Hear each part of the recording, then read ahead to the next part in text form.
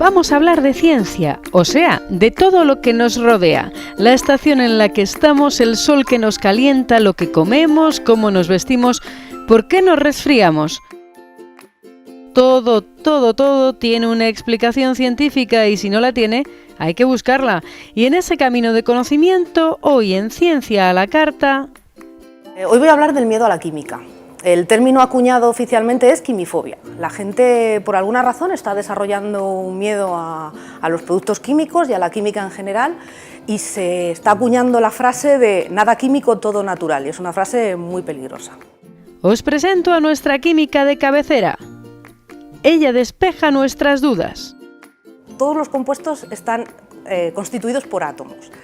Y lo que no tiene átomos es el vacío, no es nada. Entonces el universo que conocemos es completamente químico, todos son compuestos químicos. La química nos acompaña hasta en lo más íntimo. Solo tienes que repasar lo que llevas puesto encima y verás la cantidad de compuestos químicos artificiales que llevas. Y no son compuestos químicos artificiales porque sean más baratos, no es cierto, es porque son funcionales. Es decir, la ropa se lava mejor, se plancha mejor, la suela de tu calzado es más flexible, es menos resbaladiza, llevas un reloj que lleva montones de componentes, si tienes teléfono móvil está lleno de compuestos químicos, pero es que además todo es química.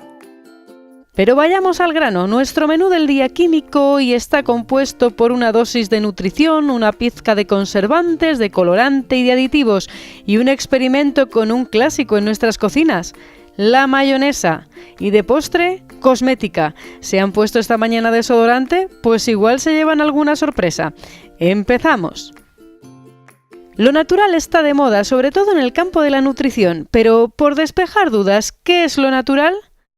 Toda la materia está compuesta por átomos unidos entre sí, es decir, compuestos químicos. Es decir, que todo natural, bueno, si a lo que se refieren es a que son compuestos que ya existen en la naturaleza, bueno, probablemente, pero a mí hay una cosa que me gusta dejar clara y es que las propiedades de un compuesto químico no las da el hecho de que lo hayamos sacado de una planta o lo hayamos sintetizado en un laboratorio. Se las da su propia composición, se las dan los átomos que contiene y cómo están unidos, con lo cual da igual que sea natural que sintético, las propiedades vienen del propio compuesto. ¿Qué aportan, entre otras cosas, esos elementos químicos? Un montón de alimentos en el supermercado a nuestra disposición que en otras condiciones no podríamos. Por ejemplo, por supuesto que es mejor consumir productos de temporada y además de proximidad, claro que sí, eso es evidente. Pero es que todos queremos tomates todo el año. Entonces, si solo tomamos tomates cuando los tenemos en proximidad y además en su época del año, bueno, pues tenemos que arreglarnos con el verano y no vamos a tomar tomates en otra época del año. Sin embargo, si lo que hacemos es procesar ese tomate, es decir, lo picamos y lo metemos en una lata, eso es un alimento procesado, lo trituramos, lo metemos en una lata y lo cerramos herméticamente. Y además eliminamos cualquier microorganismo que pueda haber ahí. Ya tenemos tomate todo el año. Y no me estoy refiriendo solo al tomate natural, me estoy refiriendo al tomate de lata, que es una cosa que utilizamos todos. ¿Y qué evitan? La leche. La leche cuando yo era pequeña se repartía por las casas. Es decir, lo que se hacía era el lechero ordeñaba sus vacas y nos repartía la leche por las casas. Y lo que teníamos que hacer nosotros era hervir esa leche. Había que hacerla hervir 3 veces para estar seguros de que no íbamos a tener tuberculosis o fiebres maltas en esa leche. Ahora mismo lo que se hace con la leche es un proceso de pasteurizado o uperizado, que lo que hace es eliminar todos esos microorganismos de manera que tú abres el envase en tu casa y no te tienes que preocupar de nada más. Eso es seguridad alimentaria, eso quita gente de los hospitales. Y en esta obsesión por lo natural vemos vídeos como este. Y ponían dañino, y a mí eso me puso de los nervios, porque toda mi familia entró en pánico pensando que la mayonesa de bote que teníamos nos iba a matar a todos, cuando realmente la mayonesa de bote efectivamente tiene almidón, pero es que es mejor que la mayonesa de bote tenga un poquito de almidón. Venga, hagamos el experimento. Bueno, pues yo lo que he hecho ha sido preparar una mayonesa casera, que la he preparado yo en casa, con huevo, aceite y sal. He decidido no ponerle ningún otro ingrediente y vamos a ver si contiene almidón. Vamos a empezar primero por la natural para ver cómo funciona el ensayo. Tenemos un poquito de mayonesa natural, casera, y le vamos a añadir el reactivo. El reactivo es yodo yoduro.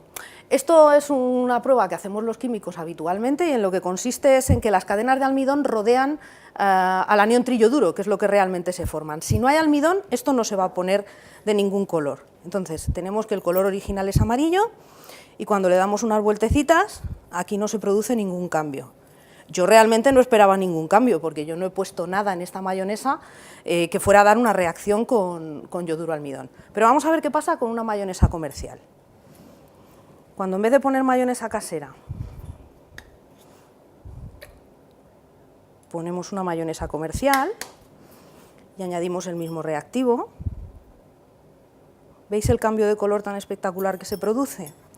En vez de amarillo, que era el color inicial, lo que tenemos es un color morado muy oscuro. Esto es porque efectivamente esta mayonesa contiene almidón. Pero no confundamos los términos. El hecho de que esta mayonesa contenga almidón no significa que sea peor que la casera, simplemente es un producto diferente, es un producto pensado para durar, para que aguante en el bote y que para que nosotros tengamos esta textura cada vez que vayamos a utilizarla y no se nos corte como se nos cortaría una mayonesa natural. Rebobinemos para entender por qué la mayonesa de bote lleva almidón. Primero aprendamos qué es la mayonesa. La mayonesa es una emulsión y una emulsión es una dispersión muy fina de gotitas. Vamos a ver cómo explicaría yo esto. Es una dispersión muy fina de gotitas de grasa en gotitas de agua y cada gotita de agua está rodeada por gotitas de grasa y al revés.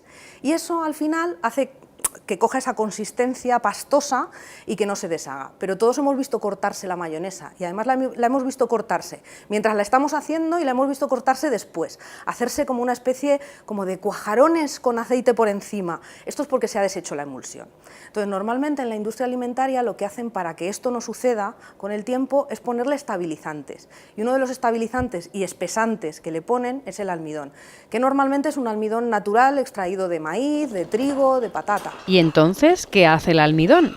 No, lo que sucede con las emulsiones es que son unos equilibrios muy delicados. En cuanto se nos vayan unas gotitas de más o unas de menos, o las gotitas sean más gruesas o sean menos gruesas, esa emulsión se rompe. Y entonces lo que tenemos es lo que llamamos separación de fases, el agua por un lado y el aceite por otro, como suele ser lo normal. ¿Qué efecto provoca el almidón? El almidón son unas cadenas muy largas, son como una especie de hebras larguísimas, y entonces esto lo que hace es que se enreda entre esas gotas y las estabiliza, y entonces es más difícil que se rompa la mayonesa. Por cierto, que el almidón, si miramos en las etiquetas, lleva una letrita E. El almidón de las mayonesas es un E1400 y pico. Hay como 10 o 12 variantes de almidón que todas empiezan por 1400. Pues el hecho de que tengan esa E nos dice que ese aditivo es completamente seguro y de que lo único que está haciendo es aportar algún tipo de característica al alimento que lo lleva. Y de hecho el almidón es un producto natural que viene del maíz, del trigo, de la patata. El almidón lo necesitamos para sintetizar glucosa, es decir, que el hecho de que un alimento contenga almidón no es malo en absoluto, es decir, es simplemente un aditivo aprobado. Vamos con otra obsesión, la de las letras ES. ¿Pero solo los aditivos, conservantes o colorantes llevan la E?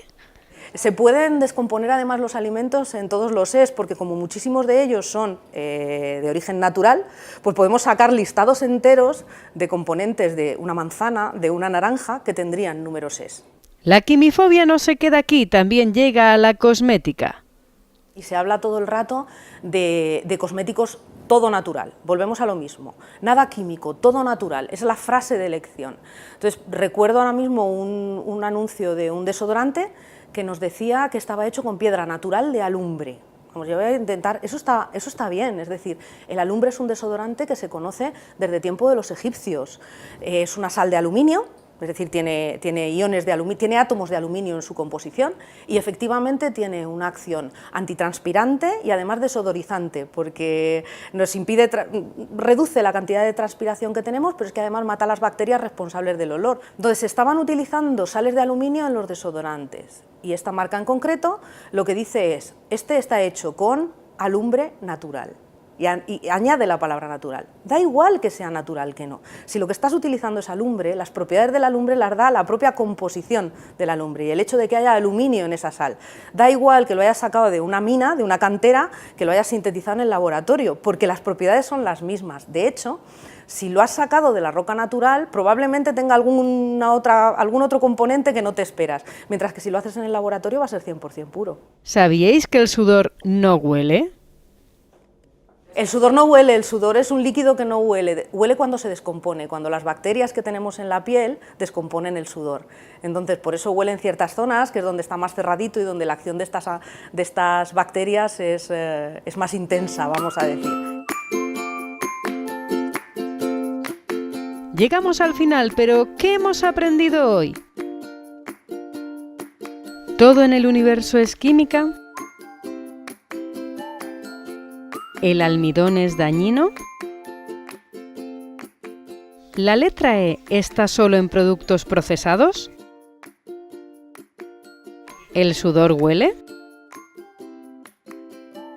Si te interesan los porqués, pregúntanos lo que quieras, te lo contaremos, siempre desde el punto de vista de la ciencia.